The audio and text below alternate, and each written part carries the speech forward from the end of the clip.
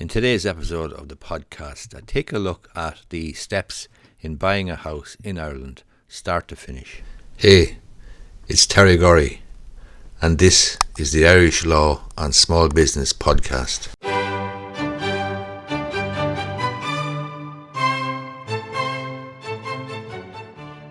Today I want to look at the steps in buying a property in Ireland. What are the various steps?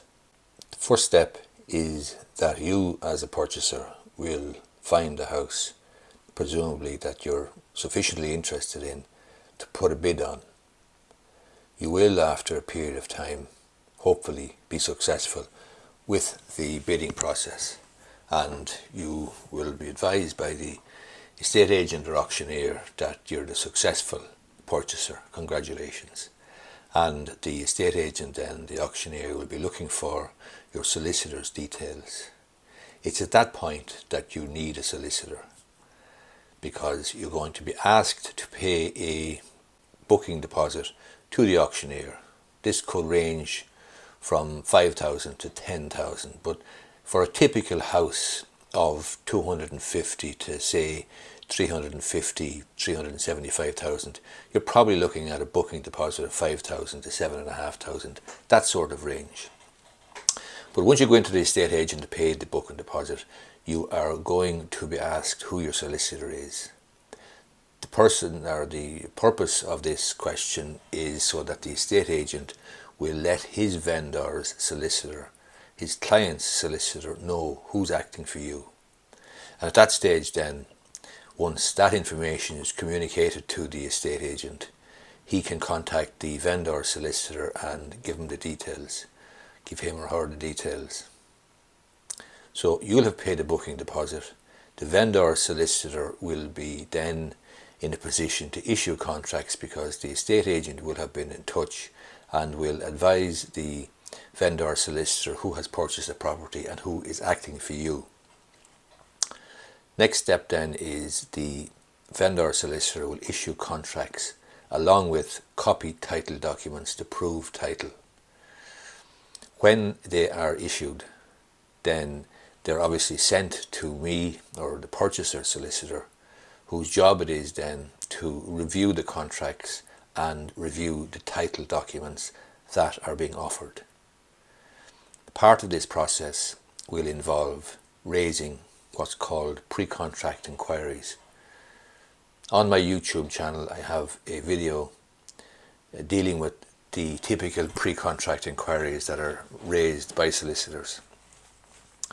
But once I raise the queries in relation to title and taxation and planning and any other issues that may arise, once I've received satisfactory replies, it's at that stage then that I can invite my client in, the purchaser, to sign the contracts.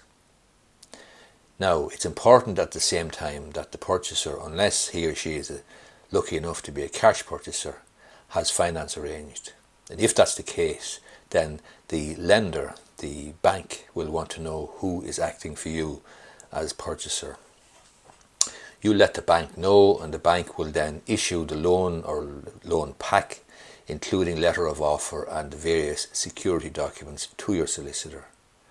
Your solicitor then, in trying to do things most efficiently, will invite you in to sign both contracts and the acceptance of the loan offer and the security documents for the bank.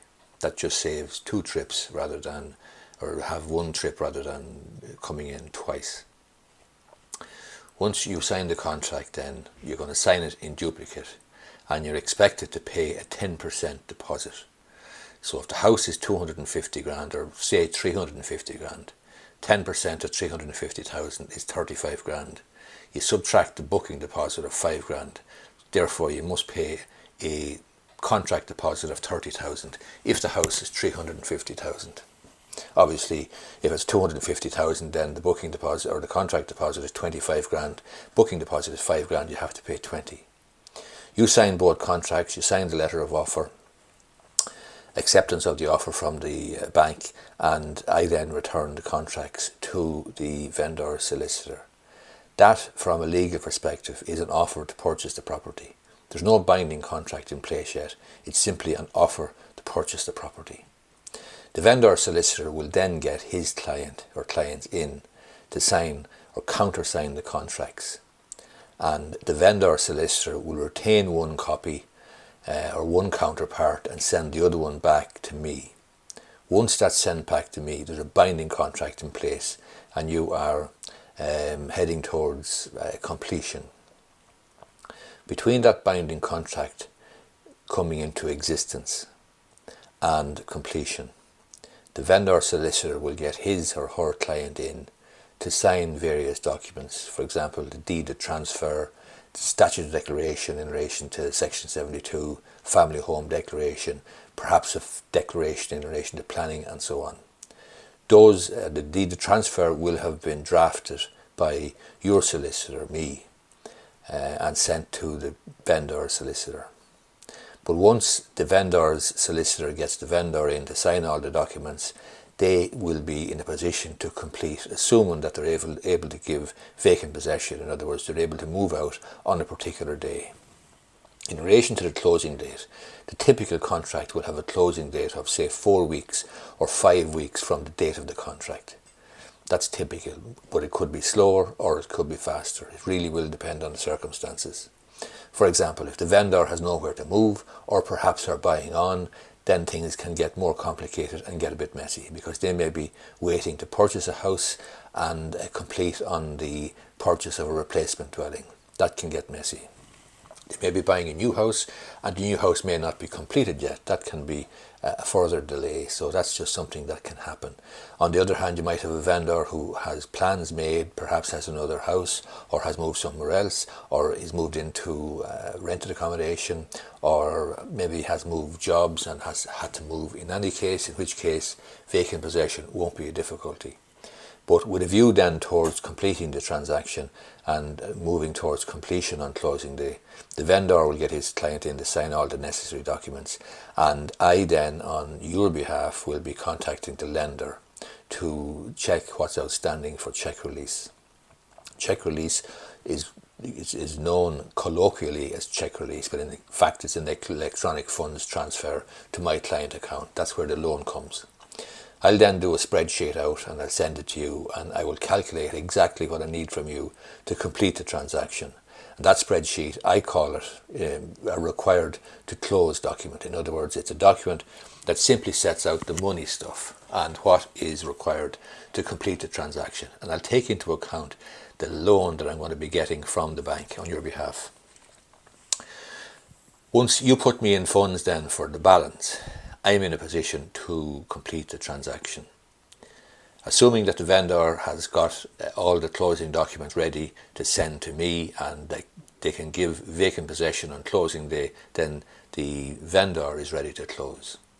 On closing day then you could carry out a closing day inspection or an inspection the day before that.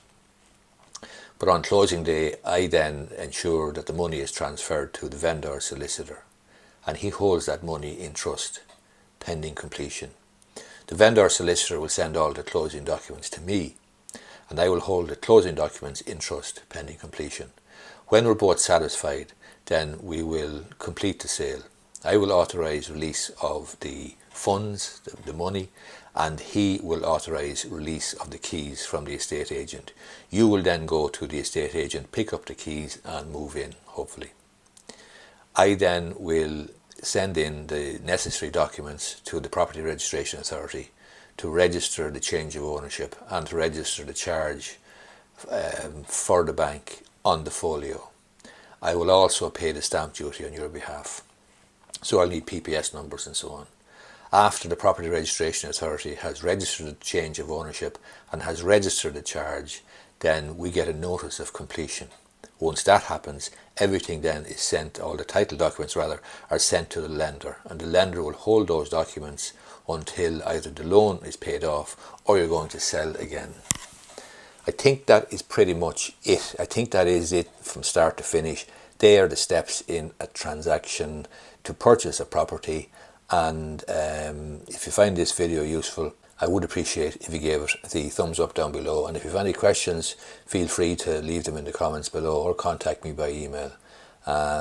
So as I say, they are the steps in purchasing a property in Ireland, and I hope I haven't left anything out. I don't think I have. Thanks a lot for listening, and don't forget to subscribe so that you won't miss an episode. And I'd really appreciate it if you'd leave a review on Apple's iTunes. It gives great encouragement and lets me know that I'm on the right track. Thanks a lot.